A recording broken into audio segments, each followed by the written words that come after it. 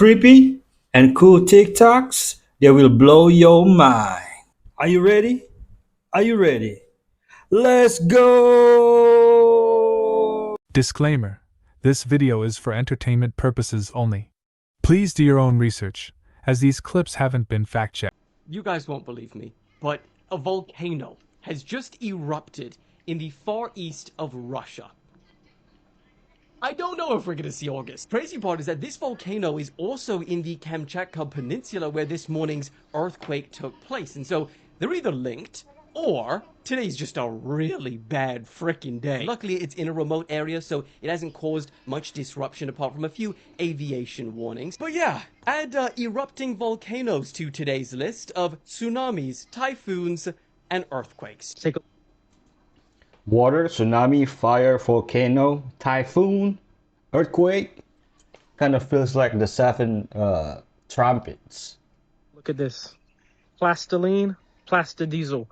Gasoline, alternative made from plastic waste. Diesel, alternative made from plastic waste. Fried in old engines, new engines, large engines, small engines, 2 strokes, 4 strokes. Works, okay? Hey government, where is he? My daughter said one of her classmates disappears every time he goes to the bathroom. I said, "What do you mean? He skips class?" She shook her head and said, "No. He walks out, the door shuts, and then he just never comes back until tomorrow." I asked, "Does the teacher go check on him?"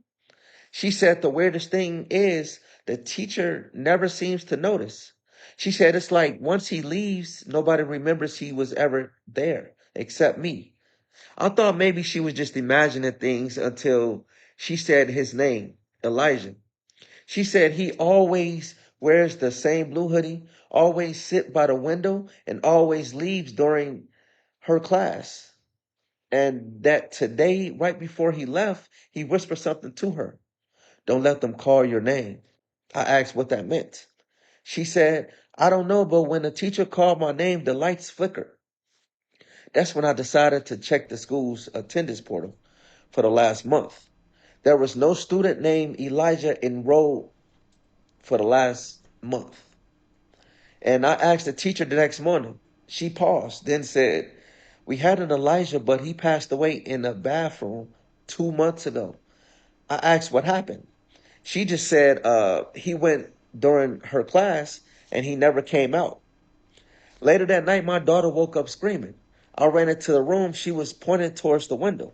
I didn't see anything at first until the lightning flashed. And standing on the other side of the glass was a boy soaked in a blue hoodie, holding a paper with her name written in red crayon. Why does he disappears, but still comes back with other kids' names?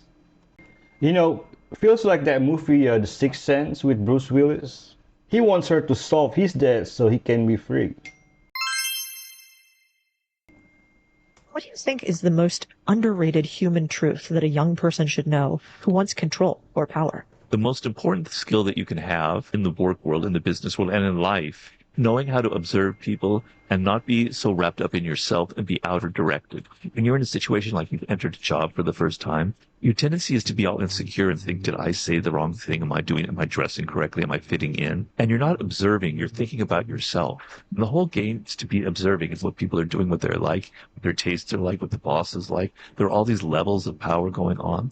You want to get outside of yourself and simply observe, right? And not be thinking about yourself as much. If you become an astute observer, the game will be much easier to manage, right? You will know this is a person who is insecure. I cannot offend them. I cannot say the wrong thing to them. This is a person who's strong and secure. I want to be with them. I want them to mentor me. They can, you want to be able to take criticism from other people. In other words, be less insecure and be more kind of outer motivated and paying attention to people around you. So basically, be more extrovert.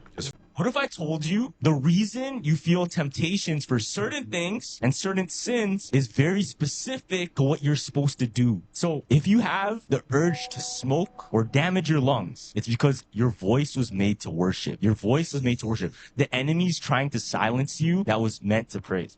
Now check this out. Ready? If you have crippling self-doubt or insecurity, it's because you're meant to lead and inspire. If you weren't dangerous to darkness, it wouldn't try to mute your confidence. If you have constant distraction and procrastination, it's because you carry strategy, vision, and ideas from heaven. The enemy delays you because he can't stop you. Only you can.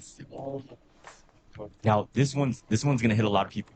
If you have an addiction to lust or pornography, it's because you carry a deep capacity for intimacy, covenant, and healing. Ooh. Perverting love is how Satan prevents true restoration. Yeah, if you're always lustful, it actually clogs your mind. Ruins a lot, too. If you have fear of rejection or abandonment, it's because you carry a spirit of belonging and reconciliation. You were made to gather the outcasts, so he tries to make you feel like them. Damn.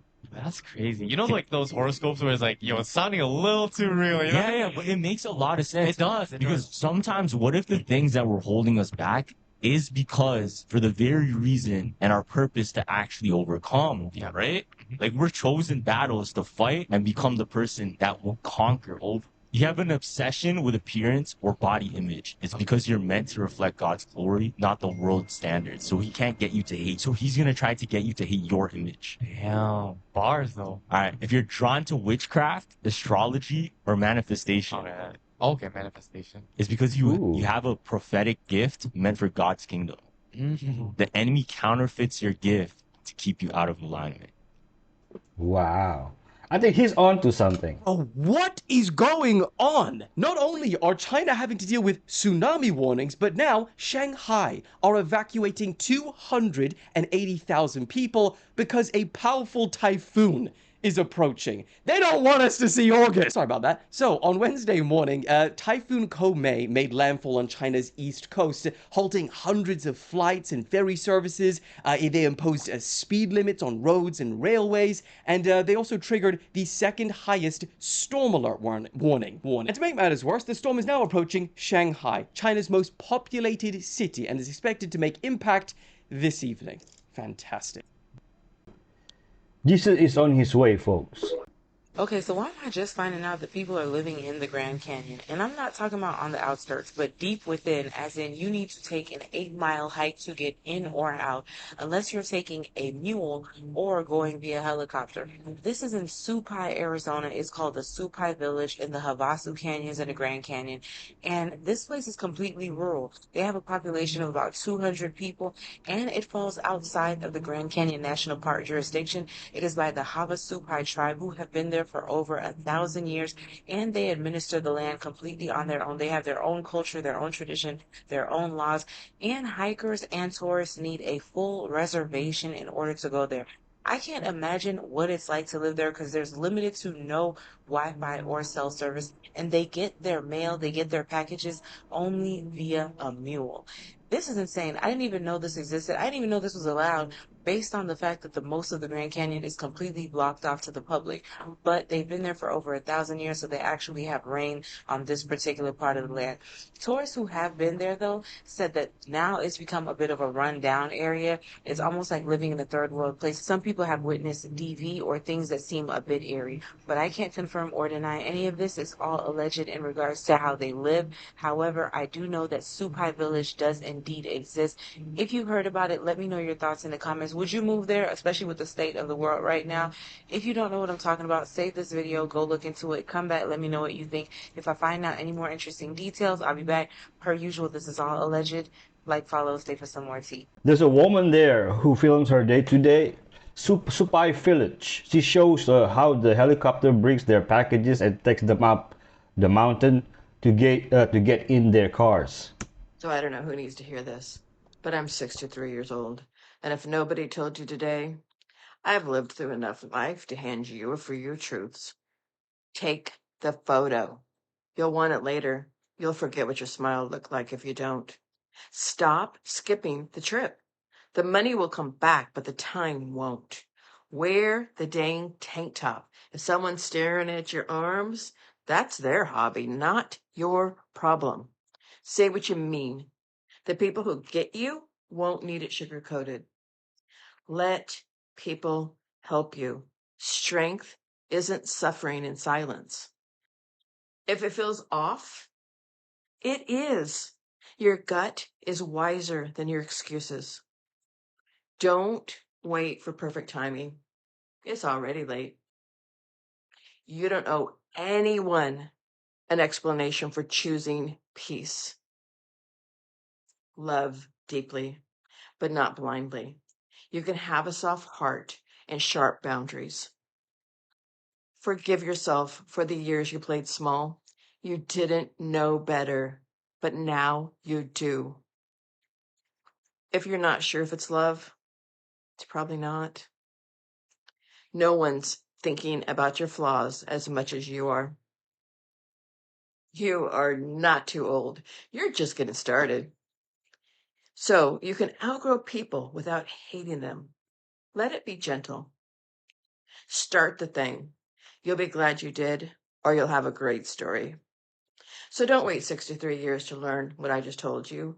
You can't rewind, babe, but you can show up different from here on out. And I swear, life gets better when you quit asking permission to enjoy it. The money will come back, but the time won't. Back when I was a patrol officer, before I went up to the gang unit, there was an apartment complex where the caller on the first floor called 911 for a physical disturbance for the floor above and said they could hear a man and woman yelling. We get there, I knock on the door, and I hear this deep voice. I was like, Fayetteville police, open up. And it's like, get the F out of here. We don't want you here. And I was like, oh, well, sorry, we're here. And then I hear, so we took a step back, kicked the door in. As soon as the door came open, there was a female that was standing right in front of the door. So we grabbed her, pulled her back, gave her back to the third officer, and then myself and the secondary officer. This dude's in here or he's jumped out, right? So we clear, nothing. So I go back out and I'm all right, let me talk with her. As I'm talking to her, I'm getting her information. She's cut real bad. EMS comes, they wrap her up, and I'm asking her, hey man, what happened? Like, who's in the apartment with you? And she's like, nobody's in the apartment. I'm like, look, I get you're trying to protect your man here. I'm just thinking it's just a battered wife who doesn't want their husband going to jail. And she looks up at me. She's like, what are you going to do, Samuel? And Samuel's my first name. But Samuel's not on my badge. It's not on my shirt. It's not on paper. Anything that I did paperwork-wise was Blake. There's only one person that calls me Sam and Samuel, and that's my grandfather. The demonic realm is real. Jesus saves, and we all need him for salvation. The more you stay home, the less you want to leave. And the more you stay, the heavier everything feels.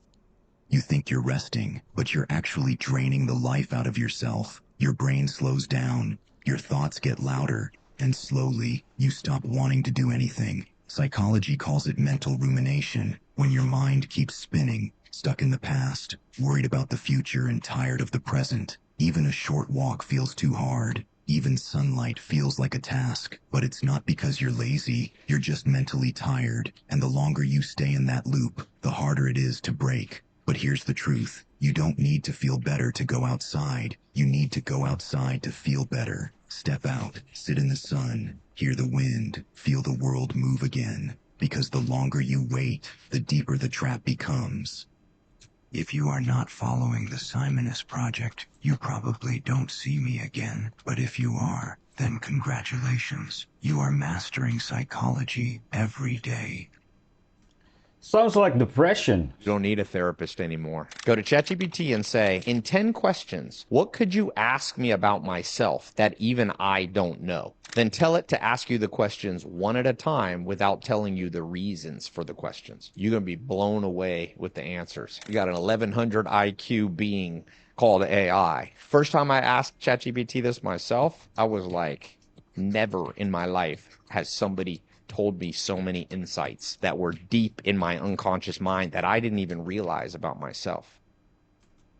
Human needs humans. There's this 23-year-old kid named Rafael Perez, and he's out of this airport in Chimalacán, Mexico. And this kid, he's going to fly on his own for the first time. So he takes off at 9:15 a.m. And right away, he notices that it's very foggy. So he really has not really a good sense of where he is. He can't quite find the airport. And so he tries calling in with a radio. He doesn't really hear back from them. It's sort of garbled static. So he takes the yoke and he tries to bank the airplane left. But the airplane doesn't go left. It just continues flying. And as straight line, the plane begins to climb, and he's not making the plane climb. The plane is climbing on its own. There was like this huge cloud that he was basically flying into. He can't see anything, and he passes out. He wakes up in the cockpit, has no idea how long he's been asleep for, but he's immediately shocked that, holy cow, I did not crash the plane. He also looks out the window, and there's no more mist or fog. It's actually just the open ocean underneath him. And he looks at his clock and it says 11:30. He took off at 9:15. It's below 3 hours. The amount of time that has transpired that apparently I was asleep for is not enough time for me to arrive over any body of water. In addition to that, he looks at his gas gauge and it's at 3/4 tank. And he knew that not only is that way too high, but he wouldn't have had enough gas to reach any water body. And as he's coming to like, what's happening here? Somebody chimes in over the radio and goes, hey, are you there? And he grabs his radio and he's like, hey, I fell asleep in my plane. I don't know where I am. And the guy on the other end, he's like, hey, this is Carlos. Are you alone in your airplane? And Raphael's like, of course I'm alone. Where am I? And Carlos is like, listen, you're just off the coast of Acapulco. And for the last hour, you've been flying out over the water. He arrived off the coast of Acapulco now an hour earlier. It takes 3 hours to get there. He apparently did it in about an hour and 15 minutes. He lands at the airport in Acapulco. And as soon as he gets off, there's these people in suits that are there to meet him. And they immediately take him and they drive him to a hospital. They drug test him. He's not on drugs. And they also have a psychologist come in. And they give him a profile, make sure he's sane, and she determines that he is. And so finally they say, okay, we're going to tell you what happened. When you showed up off the coast of Acapulco, you showed up on the radar screen of who you were talking to. And he talked to you for an hour while you were out over the water, and it was recorded. And I'm going to read to you the first thing that Raphael said to Carlos. The pilot is speaking, but not of his own free will. We are using him as a microphone. Your equipment is too primitive. It is not important who we are or where we come from, only that we are inhabitants of the same universe. For the next 30 to 45 minutes, the voice being projected through Raphael talked about humanity as the only intelligent species in the entire universe that uses warfare and conducts violence on each other, and you are poised for a nuclear holocaust, and you may be exterminated if this continues. And then at about 11:30, Raphael wakes up. No one has any idea how Raphael wound up over the coast, and the Mexican government quickly took this story, buried it, and now you can only access it in this obscure library in Mexico. His name is Rafael Pacheco Perez, and all that is documented and has never been debunked. You can hear the actual radio just looking for his name in YouTube. Here are the top 5 jobs that could be replaced by AI by 2030, according to the World Economic Forum. This is part 2. I listed 10 through 6 yesterday, so make sure you go back and check that out.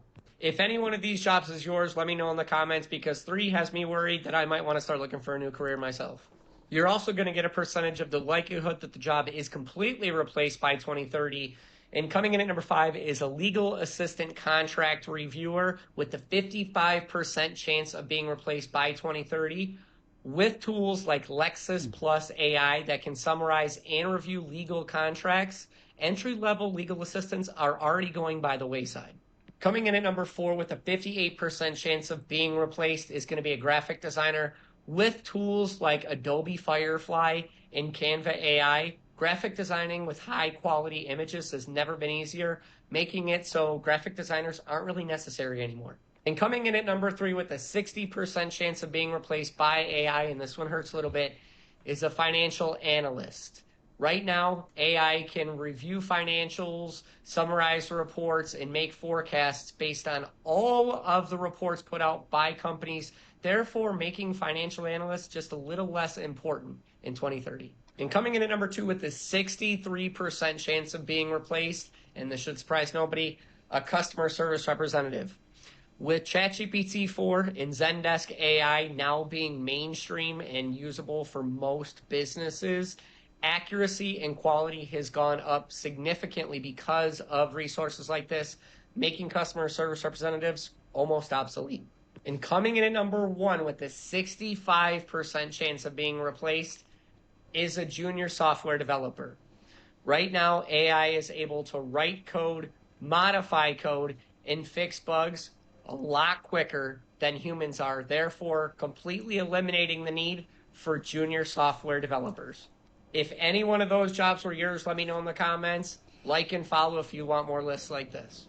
When will all politicians be replaced by the AI? In psychology, there's this idea that how someone acts when they're drunk isn't random. It's revealing. Alcohol doesn't change you. It amplifies what's already there. Ever met the sleepy drunk? The one who quietly taps out after a few drinks? They're not boring. They're the steady ones. The ones who carry stress in silence, who know their limits and don't need the spotlight to feel whole. Then there's the aggressive drunk, the loud one, quick to snap, picking fights over nothing. That's not just bad behavior. That's suppressed anger bubbling up.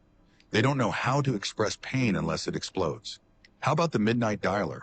The one who drunk calls their ex or sends long messages around 2 a.m. They're not just emotional. They're avoiding emotions in real life.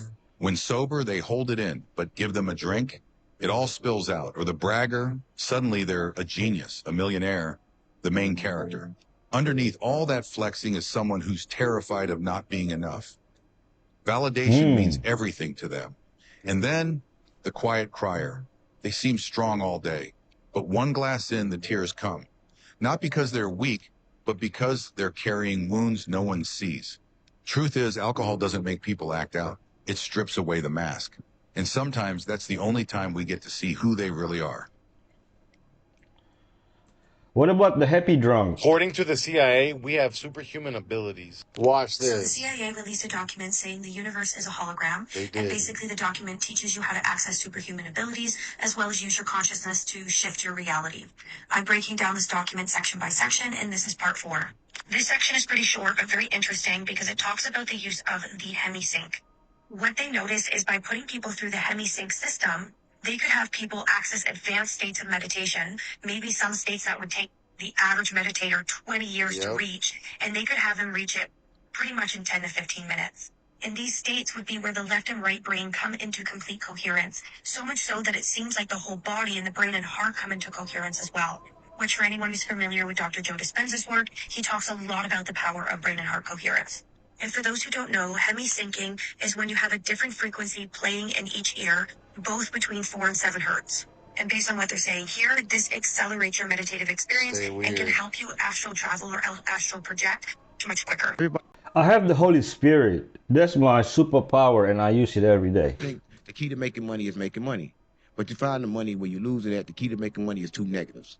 All right, hold on. So you gotta slow down. Hold on, wait. Because I need money. You find your money where you lose it at, you make money with two negatives. You Mm. find your money where you lose it at. Right? Bro, I lose it everywhere, really. But then that's where you find it at, all right? Because you got to find out where you lose it at. So I'm gonna get it everywhere. You're going to make a lot of money. Okay. You find out where you lose it at. But listen, but it takes two negatives to make a positive. You want to get in between money. Business is money in, not money out. So you don't want to spend money to make money. That's the rule they told you it's a lie. Oh, I take money to make money, shut the fuck up talking to me. That's number one. Don't take money to make money. It take a What does it take? Yes, I'm gonna ask. What it take? It takes somebody that want to buy, somebody that want to sell. You learned that in the church. You learned that in the streets. That's all it takes. It takes somebody that want to buy, somebody that want to sell. Somebody that wants something, somebody that want to sell something. That's all it takes. And it takes, listen, Uber. Listen, go to Uber So you right gotta now. have something to sell, though. No, you don't need nothing to sell. It's everybody, listen, it's consumers that want to buy everything, and it's somebody that want to sell something. That's all you need. Everywhere you go, somebody that want to sell, somebody want to buy. That's business. You get in the middle of that. The true business is in the middle. Uber in the middle. Everybody's in the middle. That's how they make all the money. The middleman shit. McDonald's. Everybody. The McDonald's ain't got no store. He sell a franchise. Everybody in the middle of the money. Listen, the way to make money is to help you make money, because money. Find it where you lose it. It is a good tip. Something big is about to happen on this earth. And I am not a prophet and I am not psychic. But it has been more than a year since I posted about, and I'm going to call them moving stars just for the sake of the video, whatever you believe them to be, angels, Starlink, extraterrestrials, satellites, whatever you believe them to be, I'm just going to call them moving stars just for the sake of this video. Whenever something big is about to happen or is happening, the activity in the skies becomes increasingly hectic. And last night, I stepped outside for 5 minutes to make a call. I was not even looking up at the night sky. But the brightness of the stars and their movement was so intense that it caught my peripheral vision and I had to look. And there were stars moving concurrently with one another, so fast and so high and so bright. And then there were ones crossing over those ones, and there were ones coming from different directions, and then joining up with those and moving across the night sky. And the general feeling as I watched, just in awe, was urgency. Such intense urgency. Something Okay. big is about to happen on this earth. Here's I one of the agree. ways to lose your soul for the gain of money. Listen to this. Girl, do you want me to tell you them Dubai stories? What? So I had like a stripper friend. She will always go to Dubai. And when she come back to, I always love her going to Dubai because when she come back from Dubai, she buying me hair. She getting my nails done. We going out to eat. I never knew, girl, they getting pissed on in Dubai, right? So I'm like, I said, let me come to Dubai with you. She was like, I gotta be honest with you. She was like, I get on and pissed on for like 20, 30K by different men. And different men do it like at one time. No. And then she would say it would be like a row of them, and it would be all of them doing it. It was like she explained it to me, and that's why she would be on private jets. I literally talked about this on the episode not too long ago. Women go to Dubai, they take pictures in private jets, they take pictures in high-rise buildings, they take pictures in the sand dunes, they take pictures having a great time. But in all actuality, they're getting boo-booed on in private. All for a couple of dollars that's going to be spent. They're stepping into a place where they're losing themselves for money. You understand that? They're losing themselves. They're getting more and more blemished. They're getting more and more in darkness to the point where they don't even know who they are anymore. Their God is money, and they're willing to do any and everything for it. What does it profit a man to gain the whole world but lose his soul? Their soul. This is one of those clear examples of losing your soul for money. It's not Yep. that serious. Keep your money. My self-respect is not for sale. Boy is missing after he speak about the truth of the aliens. Watch this. Magnet technology, they need the wood. Because you want to know something? Not a lot of planets, not even, they only like 500 out of an infinite amount of planets have wood. And these planets, there's not a lot that have wood. Do you really think that aliens are going to try to destroy the Earth when we have what they need? So they need us. Yeah, they need us. They need us. We And help them too. Aliens need us. So an alien isn't gonna go down and break the Earth or something. It's not gonna explode the Earth. They're not gonna do that. They need us. They want to help us. Yeah. And yeah, they are Fallen angels, very, boy. very real. We're not the only ones who have life on a planet. Do you know out of the trillions of infinite amount of planets, do you know how big space really is? Because it's always been growing, and it has been growing since the very beginning, but there was no beginning because the beginning was always there, and there will be no end because the end wasn't always there. And How do you know all this? Feels natural. He's not missing. He's still doing videos, and he's older now. Certain people in life that when you offend, you have to know it's a permanent offense. It's not a 6-month sentence. It's not a 12-month sentence. It's not a 36-month sentence. You offended the guy, that's a permanent life sentence. He's coming for your throat, and he's never going to slow down. Farms are currently getting Weak people cannot forgive. It takes true strength. with AI machines, and the benefits are actually pretty impressive. They've even got AI machines that are zapping weeds with lasers, blasts weeds in the field like it's playing Space Invaders. The goal is no chemicals, no herbicides, just high-tech weed control that leaves crops untouched. And some of these are even solar powered, so the sun helps grow the crops and powers the machines that harvest them. That's some full circle wizardry right there. Across the world, farms are trading in human hands for robotic arms. There's machines that now pick strawberries, sort apples, and harvest lettuce with more precision and speed than any tired human could manage. Companies like Agrobot, FF Robotics, and FarmWise are developing machines that literally see the fruit, identify its ripeness using AI, and then pluck it perfectly. No squished peaches, no bruised berries. And if you thought that was crazy, drones are now planting the seeds, monitoring crop health, and even spraying fertilizer. With multi-spectral cameras and AI mapping, a drone can scan a massive field and tell a farmer exactly where the crops are stressed before a human could even notice. And this isn't just convenience, it's necessity. Labor shortages are crushing farms at the moment. People don't want to work 12-hour shifts in the heat for minimum wage. No surprise. Have you Shouldn't this bring the cost of produce down? Eventually, at least? noticed how a snake's mouth looks like a woman's yoni? That isn't a coincidence. That's actually ancient symbolism, and let's get into it. So spiritually, both the yoni and the serpent represent portals. The snake's mouth is a symbol of death, shedding, transformation, whilst the yoni, birth, creation, divine energy. One takes, another one gives, but they're both sacred thresholds. Spiritually, these aren't opposites. They're part of the same sacred cycle: birth, death, rebirth, exit, entrance, evolution. Every spiritual system, notice that the snake is always present. Hinduism, the snake represents the Kundalini energy, which is the energy at the base of your spine. When you awaken it, you awaken your divine feminine energy. In Kemetic Egypt, the uraeus, the cobra, was worn on the foreheads of pharaohs to represent divine feminine energy. Even Mesoamerica, the feathered snake was seen as the god of knowledge and resurrection. Many West African traditions, the snake was seen as the gatekeeper, life, death, rebirth. Now that you understand that the snake represents the divine feminine energy, I'm going to tell you why in patriarchal religions, especially Christianity, why the woman and the snake are both vilified.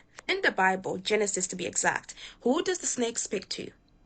Not Adam, but Eve, the feminine. The point is to mirror the divine feminine energy to that of the snake. The snake then tempts Eve, representing danger, seduction, a fall from grace. What is the woman's body today seen as? Dangerous, seductive, tempting, fall from grace. Eve now tempts Adam, which brings sin into the world, and this was the beginning of the oppression of the divine feminine energy. Stick with me. Religion demonized the snake because they couldn't control what it represented. Woman and the snake have historically represented life and death, creation and transformation, wisdom, intuition, sexuality. These aren't passive forces. These are wild forces. Wild, unpredictable, powerful. Patriarchal systems, especially religious ones, tend to fear anything they cannot dominate. So to control women and suppress spiritual power, they labeled both as dangerous. By vilifying the snake and the woman, spiritual systems have stripped women of their spiritual leadership, shamed the female body, distrusted female intuition, and silenced feminine voices. The whole patriarchal system twisted everything. The woman and the snake were worshipped because they represented power. They were part of the same sacred cycle. Well, I say this to say that the fear people have of the snake is the fear people have of the divine feminine energy. The snake isn't your enemy. It's your reflection. When you claim the snake, you claim your power back. Okay? Let me know if you want tips on how to reclaim your serpent energy, especially as a woman. This is a super advanced Chinese factory, but there's something really strange about it. It doesn't work like the others, and that's because this factory runs completely in the dark. No lights, no heating, no people. These are called dark factories. They're massive warehouses full of machines working 24/7 in pitch black. It's pretty wild. Now, these dark factories are being built all over China, and they use advanced robotics and AI systems to control everything, from assembly to packaging. The machines are using infrared, LiDAR, and machine vision, so they literally can see in the dark. And these automated factories are super efficient. This one by Xiaomi has 0 employees and is producing a new phone every 3 seconds. That's 27,000 phones per day. But here's where it gets nuts. China's doing so much automation, they used over half of all the industrial robots in the world last year. That's more than the US and Japan combined. And the crazy part is, it's not just factories. China has ghost shipping ports, automated bridge builders. They even have rice farms that are now being fully automated. And soon, China's entire infrastructure is going to be fully built by AI robots.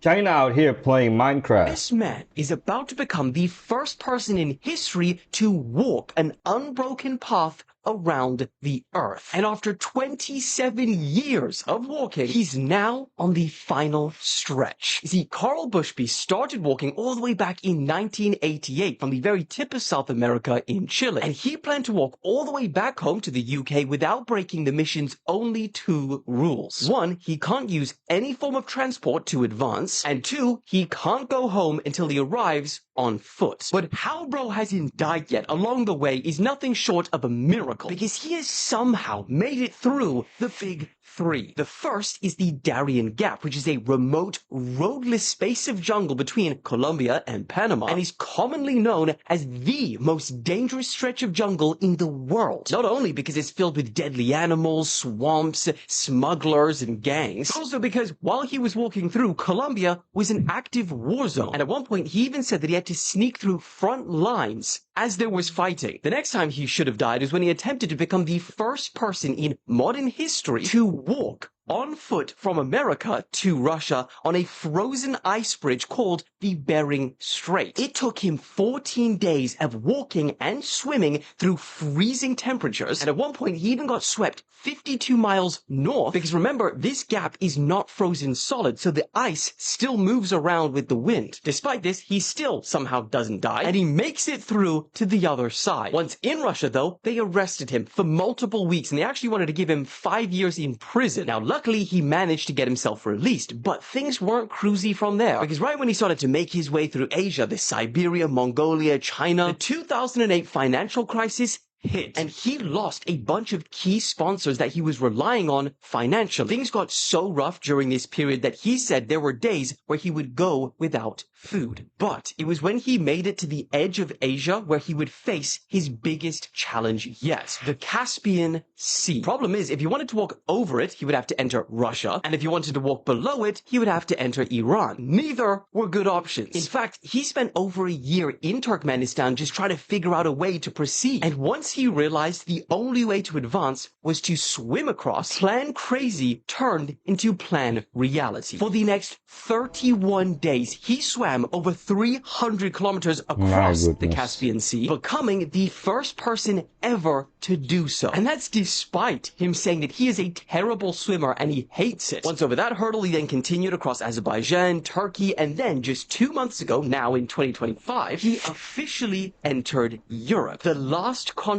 and the home stretch in his nearly 3-decade journey. This man has walked through wars, pandemics, the invention of the smartphone, the launch of the freaking International Space Station. Bro has missed everything. He has been walking so long that his final destination is where he left from, his mother's house. In fact, he is expected to arrive a few months after GTA 6 releases. Nothing comes after GTA 6. If they don't make a movie out of this man's life, I'ma be pissed. When someone curses you or speaks badly about you spiritually, it's one of the best things that can happen. Here's what the sages reveal. Every time someone judges you falsely or speaks badly about you unfairly, they're actually taking on karma that you would have had to clear yourself. Their negative words are burning away your spiritual blockages. Their judgment is actually revealing your light. This is why the most successful people in the world often have the most amount of people who oppose them or object to their every move, who naysay all their ideas and ambitions. The universe is using other people's negativity to wash your soul of negativity that you would otherwise have to go through painfully on your own. Don't defend yourself. Don't send negative energy back. Stay silent. Feel whole and bless them. The more they talk badly about you, the more blessed you become. Let them clear your karma while you rise to a new level. Here's a mantra for you. I transform all curses into blessings. What's trying to harm me is only cleansing me and elevating me to my highest destiny. The great power of silence. If they cut out any organ in your body, your brain will spend the rest of its life trying to grow back. If they cut off your leg, your brain will spend the rest of its life trying to grow back. Big pharmaceutical companies, they want to take Webster and eliminate the word self-healing. They don't want you to know about it at all. They want you to start on a pill as soon as possible. And then as you progress through life, they want you in a nursing home with a 5-gallon bucket of pills. So if you're around a bunch of people and you're not aware that they have very weak nervous systems, they can draw energy from your nervous system if your nervous system's stronger. Whoa. We had a girl, she was 8 when she came in. For 2 years, she couldn't sleep. So they brought her to every specialist everywhere. I start testing this little girl's brain to her cells, right? It's just connection. She had some disconnects. We start fixing stuff, but she wasn't changing in her sleep. Something was there that I was missing. And I look over at the mom and I said, did something emotional happen to her 2 years ago? She started crying uncontrollably. It was her mom. The little girl was so close to the grandmother, she had her grandmother's perfume on the side of her bed. And so every night she'd either smell that perfume, maybe see a picture of grandmother, and it would offset her subconscious and she couldn't sleep. So we actually took the perfume in the room and all the nerves I was checking, the connections all turned off. She got extraordinarily weak. It was like kryptonite. From the perfume. Mm-hmm. We did one treatment. The little girl's been sleeping fine ever since. When Jesus is walking and the woman touches him and he stops and he says, I just felt power leave my body. That was cellular. Of course. When you're believing in God and you're a scientist, is science substantiating God? In 2000. Oh, this is good. 2018, a ground crew worker named Richard Russell did the unthinkable. No criminal record, no signs, no goodbye note, just a man who showed up to work and decided he couldn't do it anymore. He steals a plane, not to escape, not to fight, but to fly. And for 1 hour, he's free. Soaring over Puget Sound in a commercial Q400 turboprop he was never meant to touch. No co-pilot, no flight plan, no permission, just the sound of wind, engine hum, and his own voice on the radio. Hey, do you think they'll give me a job if I land this? I played some video games. I know what I'm doing a little bit. He laughs. And then he does a barrel roll. Full roll, 180 degrees, perfect recovery, 3 meters above the water, like something out of a movie. But this wasn't fiction. This was his goodbye. I wasn't really planning on landing it. I guess I'm just a broken guy. He crashed on a quiet island. They called him the Sky King, not because he conquered the skies, but because, for once, he was the one in control, even if just for an hour. Long live the Sky King, Richard Russell. Covering a lot of ground. I'm going to bring it all together. I'm going to use a word that we haven't used that means different things to different people. So let me use it and then I'll define it. It's a battle for our bodies, for our very humanness, Danny, because there is something within us that is so ancient and so beautiful and so powerful and so precious that nations will go to war against nations to keep us distracted from this essence of ourselves. Societies will be collapsed, climate will be engineered, pandemics will be unleashed, lies will be told. All those things are important, but they are distractions, they're diversions that are keeping us from this essence, this force. The human body is the link to something that is called our divinity. Now, divinity to many people has something to do with religion, but the contemporary definition, you look up contemporary definition, divinity, it simply is the ability to transcend perceived limitations, and that's it. Right. Transcend means to become more than perceived, and I love this. It means we may be living limits in our lives that aren't even true, limits that we've been indoctrinated to accept through family, society, religion, culture, science, those limits. So our ability to be the best version of ourselves is the goal, limiting us from the ability to be the best version of ourselves, limiting us from the ability to heal our own bodies, limiting us. So what is divinity? Divinity is the part of us that's timeless, it's ageless. It's where our imagination begins. It's where our creativity begins. It's where our love begins. Sympathy, empathy, compassion, healing, all are functions of human divinity. Yeah. If the powers that be want to change a world, we are much more vulnerable when we lose access to our divinity, when we lose access to our ability to heal our own bodies, to our ability to imagine and communicate what we're imagining and to create and innovate, all of those things. So there's a concerted effort right now. We are so much more important than we even think. Oh, you son of a bitch. How did you manage to do this? Now, if you want to see some of the most beautiful structures in the world, then you need to go to India. This is the Chichikar Fort, and they say it was built in the 7th century, and it is the largest fort in the whole of Asia. It holds 65 historical structures, which include 19 large temples, 20 large waterbeds, 4 palaces, 4 memorials, a victory tower, and so much more. Just look at the attention to detail. Absolutely splendid. From the ground up, it's 591 feet in height, and the area span is 691 acres. Absolutely incredible. You have to understand, this structure is over 1,300 years old. Like, what technique was they using? What skill set did they have? But more importantly, what equipment did they have at their disposal? There's so many temples like this that people struggle to explain. But trust me, the truth is stranger than fiction. Scroll that came out. Ancient India needs to be studied more. Of that is the reason that so many of the scrolls, for 45 years, there was a legal battle not to release the translations into the public.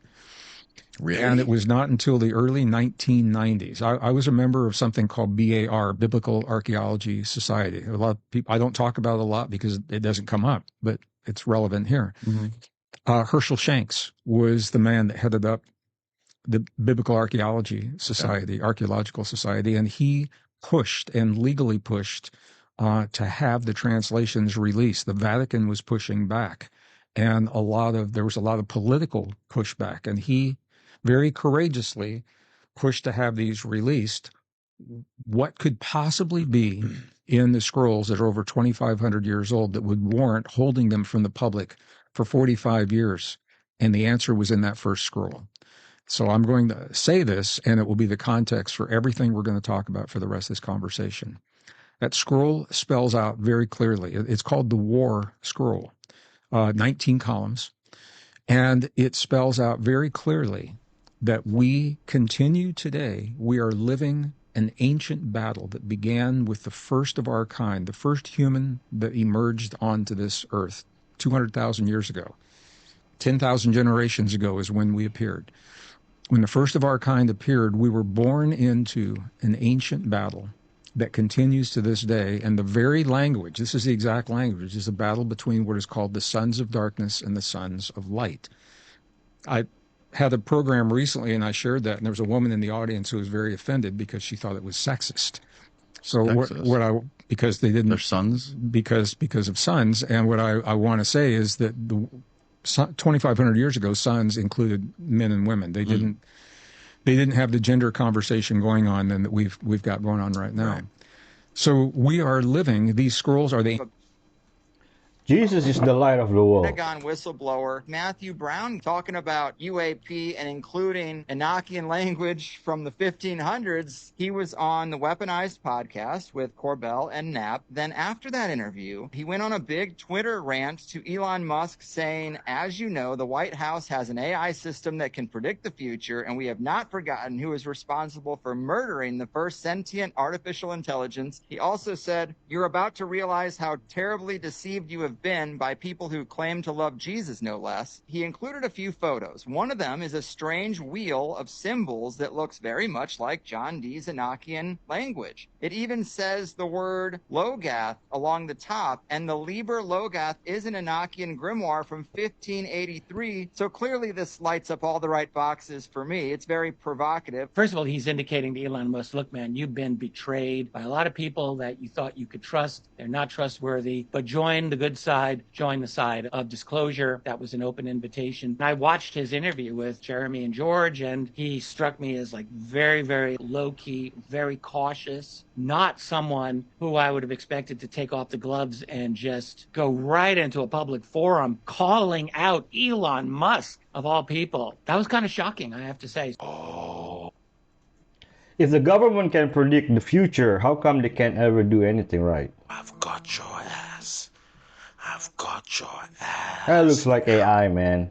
So as you know, there's a war going on. And I'm on the battlefield, the front line. And I need you, and you need me. United we stand. So from now on, I need you to like, comment, and repost every one of my videos you see until they break me back into the algorithm where I belong. Even if the comment is a laughing face, a 100% sign, or just a real comment that you want to say something, I need your help.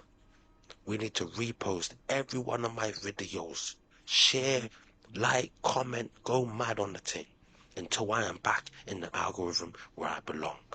Because the knowledge needs to spread. And a spread, we come for spread. So when I say I got your ass, I've got your ass. But this was only one man. How did he influence the whole world? And that's a great I want you to ask that question again because I want your audience to hear what you just said. So one guy from Italy in the 16th century with dyslexia invented the letter J. But how did he influence the entire world to believe in this new letter? Yeah, the dynasty of the Medici cartel, which controlled not just the Rothschilds, but controlled the money supply, even to this day, with the Rothschilds. Documented. Facts. Wikipedia, you can learn it. Facts. Yeah. And they are the last four of the 13 families. You're talking about the Medicis, the Orsinos, the Colonnas, and the Farneses. How one vicious lie has altered not just God's word, but altered the course of history. But if God knows everything, and I just misspell his name, yes, he's not going to listen to me. But he knows my intention. He knows your intention. Check this out. God knows your intention. But what happens, God will send someone like you, like me, to reveal light, which will awaken the consciousness of mankind. Then we have to make a change. People are taught erroneously. So they go by what they say Jesus, they say Lord, okay, they say El, but not knowing what they're saying. They have just become a offspring of the Tricino deception. So the letter J must be extracted from the word. Jesus is God. Proof. The ancient civilizations were more advanced than we are. The White House was first discovered in 1792, but nobody knew who built it or how it got there. The weirdest part is the technology to support the 3 elevators that it had were electric. The electric elevator supposedly was not invented until 1880. It's been skewed up with our history. Demons specifically began to teach mankind how to make devices to talk to them. The first images ever used on like a television screen that you and I think of today were the Knights Templar's cross. They were literally channeling these spirits to give them technology to help them have access to their realm. But it was a two-way street, and they were being manipulated because there's obviously levers to pull on somebody to make them give them what you want. They wanted a form of technology. Most of the time it's military or it's for financial gain. And that exchange is what has progressively been building this technology that we have. This is the interface communications platform that these entities now use to get their voice in. And it started right away from the beginning. You can backplay music and hear speech. Even when people are normal, singing gospel, Christian, something, you will still hear other speech coming in backwards.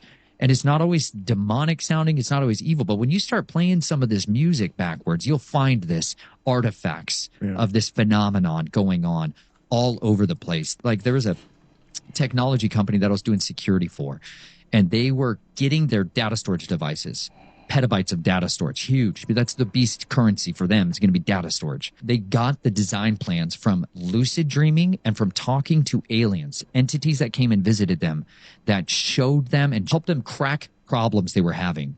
They were doing ritual, not the same kind of voodoo creepy stuff that people would think of, but they were communing with them under a man who was much more the handler of this group, who was an adept in these organizations. And he was teaching them, oh, here's how you can take this psilocybin mushroom. Here's how you can take these different compound supplements. And here's how you structure yourself with fasting and with sleep deprivation. And so that you will have these interactions. That was where their technology for this data storage had its origin points. But that's just one little tiny drop in a big bucket of the story of the chain of custody for where much of our technology has come from.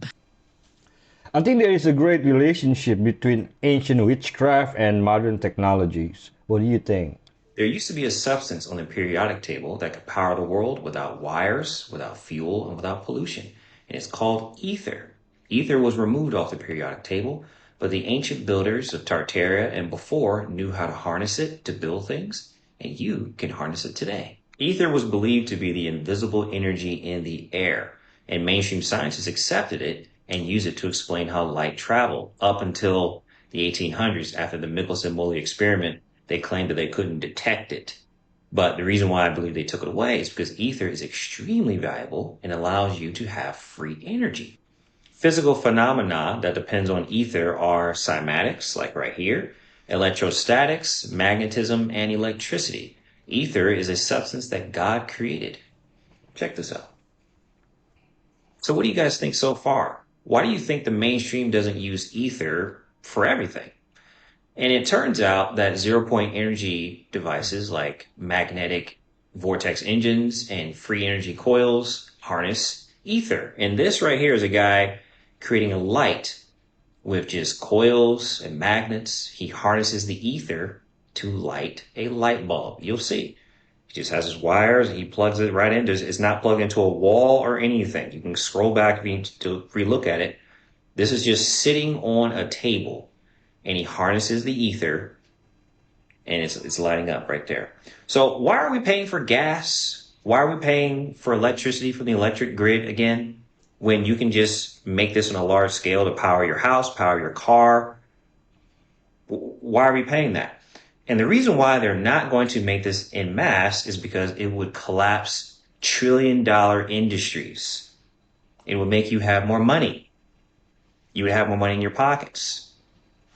The Tartarians used that. The Tartarian structures with those antenna coils or the antennas at the top of those buildings that harness the ether. There was free, clean energy everywhere. They can't charge you for air, so that's why they want you to rely on fuel, rely on the power grid, so they can keep you under control. What do you guys think? What else do you think the government is hiding that would benefit all of us? And if you like this type of content, go ahead and like, comment, and share, and follow for more. If you watch anime, you would understand. These are Ötzi's tattoos. The Iceman is the oldest tattooed mummy ever discovered. Researcher Marco Samadelli has been one of Ötzi's caretakers for nearly 20 years. Recently, Marco set out to inventory every tattoo on Ötzi's skin. We discovered exactly 61 tattoos. That's a lot of ink. Marco's research revealed something no one had ever seen before, thanks to a unique camera sensitive to invisible light. Multispectrale. Multispectral imaging is a technique used to see what the eye can't see. It's with this technique we discovered every single detail, even under the surface of the mummy's skin. The exact number and location of all the tattoos was a mystery, until now. We discovered a tattoo that had never been seen before. 4 parallel lines on the right side of his chest. We were able to see all his tattoos and obtain a complete mapping. 61 tattoos arranged in 19 groups across his body. Archaeologist Aaron Dieter Wolf studies the use of tattoos in ancient cultures. Tattooing has been practiced throughout a huge portion of human history, going back at least 16 or 18,000 years before present. During that time period, people have been tattooed for all sorts of different reasons, depending on their culture and the region in which they lived. We generally agree that Ötzi's tattoos don't seem, on the whole, to be decorative or symbolic. For Aaron and other experts, a key clue to understanding the purpose of the tattoos could be where they've been placed. A number of Ötzi's tattoos seem to correspond to areas where he suffered from ailments or injuries. He had arthritis in his lower back, and there are tattoos on his lower lumbar area. He had arthritis in his right knee. There are tattoos on the back of his right knee. He had arthritis in his ankles. There are a number of tattoos around both his right and left ankles. Most recently, this new set of tattoos is located on his lower right abdomen.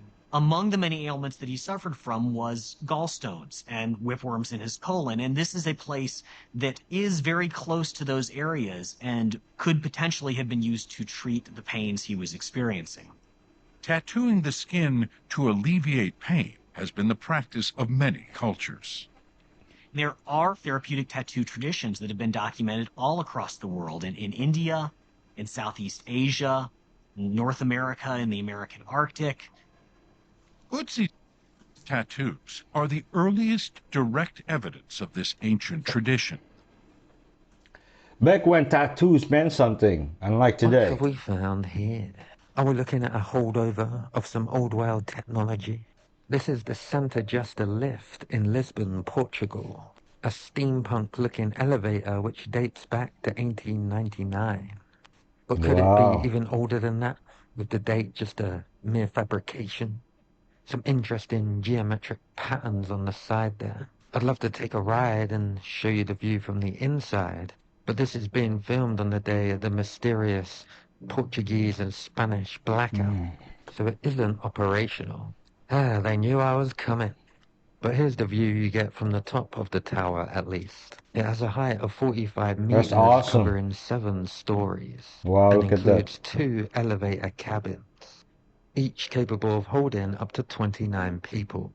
They literally don't make them like this anymore, do they? Another was built around the same time, but of course has since been demolished. What a waste. Imagine, beneath your feet there's a secret network more sophisticated than Wi-Fi. Not man-made, but an underground network of fungi. It's called the Wood Wide Web of Fungal System that connects tree roots, exchanging nutrients, even information. Trees can talk through these fungi, warning of danger or helping other trees that are dying. A single fungal colony can even span 10 kilometers and still be alive for thousands of years. And what's chilling? Scientists say this network can learn like the brain. What do you think? Comment and subscribe for more interesting videos. Scattered across the landscape are human footprints from thousands of years ago. Each track is a trace of an ancient person. The shape of their bare feet locked in the sediment. But how long ago were these people here? In order to date the prints, the team has dug a trench. You've cut a cross section. What are you trying to see with the cross section? So the footprints themselves are just an impression on a surface. There's nothing to date. It's an inorganic thing. You have to find something organic that you can date above and below the footprints and get good dates on them so that you can actually say that footprint is between these 2 ages. In this trench, Kathleen and Jeff have made a crucial find. Sandwiched in the layers, above and below the footprints, are scatterings of ancient seeds, precious organic material which the team can date. That way they can establish a window of time for when the prints were made. There were actually plants growing on this surface when, these critters were walking. So the same layers that have the tracks will have Absolutely. the seeds. Above and below them. Yeah. Yes, so above and below them, that way we can constrain in time. So and your seeds are effectively little time pieces, right? They're like little clocks that are being buried in the they're little capsules. Yeah, and basically these things are really resistant to decay, and so they look like they were put down on the landscape just yesterday, but in fact they might be tens of thousands of years old. At the U.S. Geological Survey Lab, Jeff has been analyzing the seeds they found in the sediment layers at White Sands. He's been using radiocarbon dating to calculate the age of the seeds, and from that, the age of the footprints. It's the moment of truth. After more than a year and a half, have Kathleen and Jeff managed to find out the age of the footprints. So tell me, what were the dates of those footprints? We were able to document that humans were in White Sands National Park between 23,000 years ago and about 21,000 years ago. 23,000 years ago. That's way older than there's been good evidence for humans in North America. It's about 10,000 years older than sort of the established sort of thought of when humans arrived in the Americas. If these dates are correct, that would make the White Sands footprints the earliest direct evidence of humans ever found in North America. And this is one of the jewels of Tartarian architecture surviving to this day. Of course, everybody knows this place. Look at the intricate details of the design. And inside, if you ever come and visit Moscow, definitely go inside this building. And all the buildings around the Red Square feels like it was from different era, completely different technology of building. The sacred geometry of the entire structure how it's aligned to the sun, the clock tower, the sunset, how it's all aligned. Magnificent architecture of the past. Called Red Square because look, you see it's red because the sun is shining here all the time until sunset. The sun always stays in the east. That's what they say in Russian. Listen to this. Bells of the real Tartarian building. Look at this beauty. I'm a big fan of Red Square, not just because I'm Russian, but because it's truly a magnificent place. And it's very safe, by the way. Despite of the war and all the sanctions and the fact that you can only fly here through Turkey or through Emirates, when you come here, you see people like so peaceful, just chilling, it's not crowded. It's beautiful. And the local ice cream is really good, by the way. Definitely try it. You make it, yeah.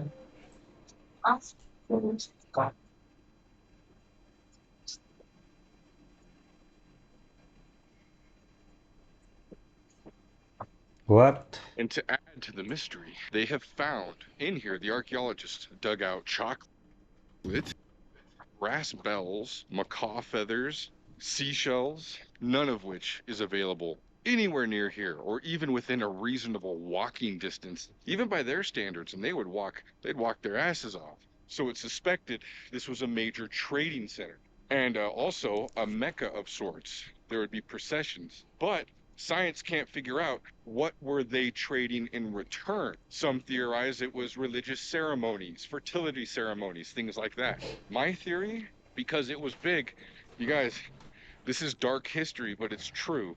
Slavery was huge back then with the tribes. Slavery was an entire economy. My theory was, in my opinion, is that is Chaco Canyons. That was their trade. And so you're having tribes coming from central Mexico, darn near South America, coming here from all corners, coming here and trading. But there wasn't much resource to offer here to trade in return, except for people.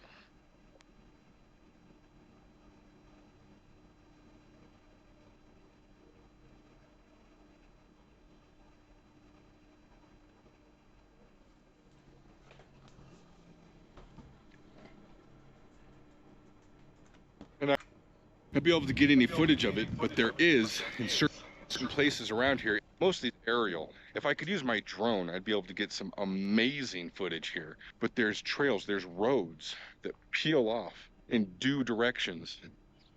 Very well established, and in some cases 30 feet wide roads that all come here. I'm sure the landscape looked different when this place was active. There must have been plenty of food. CIA tested 128 beats per minute and found it bypassed logic. They called it a weapon. We call it music. See, rhythm at 128 elevates your state. It activates memory, joy, even altered consciousness. And that's why dance floors feel like church to some of us. But then something crazy happened. This guy by the name of Rockefeller, right, came in and he wanted everything tuned to 440 hertz. Why? And then he standardized it globally. Because 440 hertz keeps you in an agitated state. It's a frequency that disconnects you from nature. It plugs you into control. Meanwhile, 432 hertz is the ancient tuning of the cosmos, and it's nowhere to be found. They scrubbed it. They silenced it because it remembers you. Here's the truth. Music opens portals. It's a frequency technology. Used right, it lifts you into higher timelines. Used wrong, and it will dip you into the pit of hell. Choose music that remembers your soul, not numbs it. Yep. I agree. That's right. And now we look down, you see the top level is dynastic, but below that, cut into the bedrock. So again, the bedrock cutting is probably a pre-dynastic work. And here we have another look at that. You see, stacked stone on top of cutting into the bedrock itself. Now, here we are at one of my favorite places at Saqqara, and this is called the Serapeum. Again, notice that the upper layer appears to be burnt or scorched by heat. And as we walk into the Serapeum, this is one of the most spectacular places by far in all of ancient Egypt because of the mysterious boxes we're going to look at. The site was discovered by the archaeologist Mariette, I believe in the 19th century, and had been relatively unknown for a long period before that. It is literally underground. The dynastic people probably found it, but the constructions you're going to see could not have been done by the dynastic people. The first thing is, if the lights weren't on, this place would be pitch black.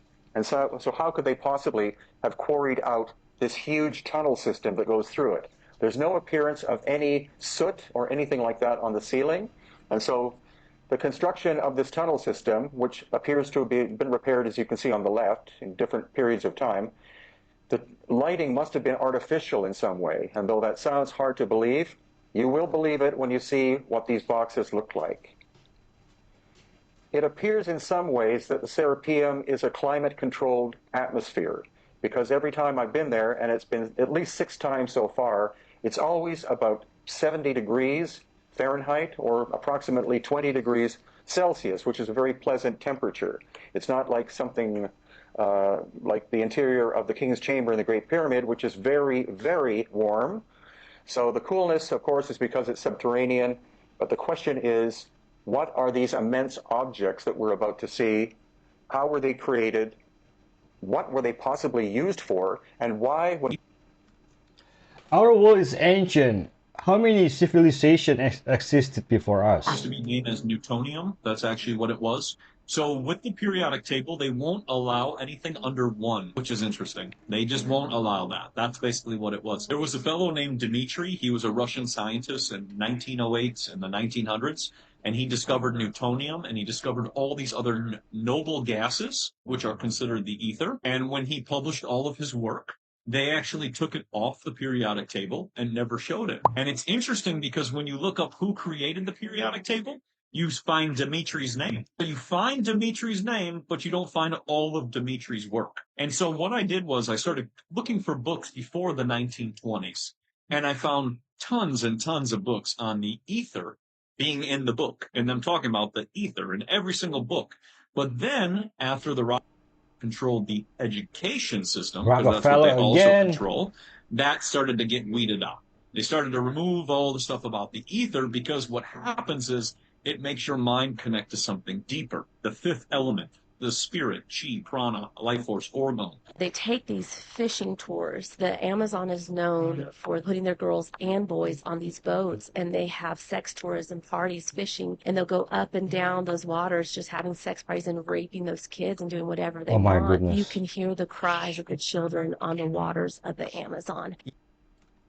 The sound of freedom. I was wondering why they were on the water. Yesterday, this Saudi Arabian prince passed away after spending nearly 20 years in a coma. But what's so crazy about this is that it's not just a story of tragedy. It's a story of how a family stood by their son for 2 decades, refusing to give up on him. You see, Prince Al-Walid, a member of the ruling royal family of Saudi Arabia, was involved in a horrific car crash while studying at a London military college in 2005. He was just 15 years old at the time and suffered severe brain injuries and internal bleeding, which forced him into a coma. And things were so bad that the doctors themselves advised ending his life support. His father, however, refused to give up hope. Instead, for the next 20 years, the family did everything they could for him. And in the process, he became known globally as the Sleeping Prince. They brought in top specialists from around the world. They celebrated his birthdays by his bedside and even shared small signs of progress online, like small finger movements. But tragically, despite doing everything in their power, yesterday on the 19th of June, Prince Al-Walid's father announced his passing on X, saying, "With deep sorrow and sadness, we mourn our beloved son." He died in the same hospital that he was treated for the last 20 years. And now the whole of Saudi Arabia is mourning, because this has turned into something so much bigger than just a tragic accident. The Sleeping Prince and his family became a symbol of enduring love, hope, and perseverance in a story which has now touched the hearts of so many. R.I.P. the Sleeping Prince. Honestly, better to let go. It's selfish keeping someone alive for your own feelings.